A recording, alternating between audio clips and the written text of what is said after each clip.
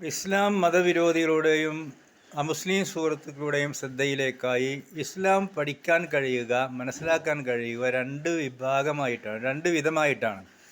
ഒന്ന് വിശ്വാസമാണ്, മറ്റൊന്ന് പ്രവർത്തനമാണ്.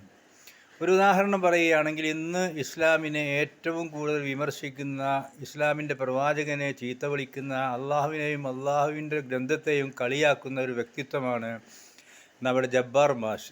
അറിയപ്പെടുന്ന നാസ്തികനാണ്, ഭൗതികവാദിയാണ്. അദ്ദേഹം നമ്മുടെ മുന്നിൽ കുഴഞ്ഞു വീണു എന്ന് കരുതുക. എങ്കിൽ നമ്മുടെ സർവ്വ കഴിവും ഉപയോഗിച്ച് അദ്ദേഹത്തെ രക്ഷപ്പെടുത്തൽ നമ്മുടെ കടമയാണ്. പിന്നീടൊരിക്കൽ അദ്ദേഹം നമ്മുടെ വീട്ടിൽ വന്ന് അദ്ദേഹം നമ്മുടെ നമസ്കാരത്തെ തടസ്സപ്പെടുത്തുകയാണ്. എന്ത് പറഞ്ഞിട്ടും അദ്ദേഹം പോകുന്നില്ല എങ്കിൽ അദ്ദേഹത്തോട് യുദ്ധം ചെയ്യൽ നമ്മുടെ കടമയാണ്. ആ യുദ്ധം ചെയ്തു. ജബ്ബാർ മാഷിനും പരിക്ക് പറ്റി, നമുക്കും പരിക്ക് പറ്റി. അങ്ങനെ ഒഴിഞ്ഞു പോയി. ഒരാഴ്ച കഴിഞ്ഞപ്പോൾ അദ്ദേഹം വീണ്ടും വരുന്നൊരു സഹായം തേടിയിട്ട് ആരുമില്ലാത്ത അവസ്ഥയിൽ അദ്ദേഹത്തിന് ബുദ്ധിമുട്ടായി. എങ്കിൽ അദ്ദേഹത്തെ സഹായിക്കൽ നമ്മുടെ കടമയാണ്.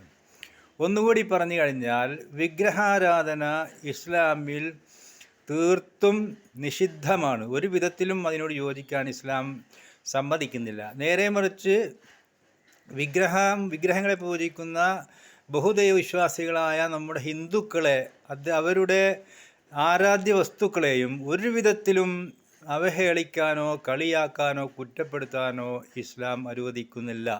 ഈ വിഷയം ശരിക്കും മനസ്സിലാക്കി കഴിഞ്ഞാൽ ഇസ്ലാമിനോടുള്ള ഒരുപാട് വൈരാഗ്യം തീരും എന്നുള്ളതാണ് മനസ്സിലാകുന്നത്.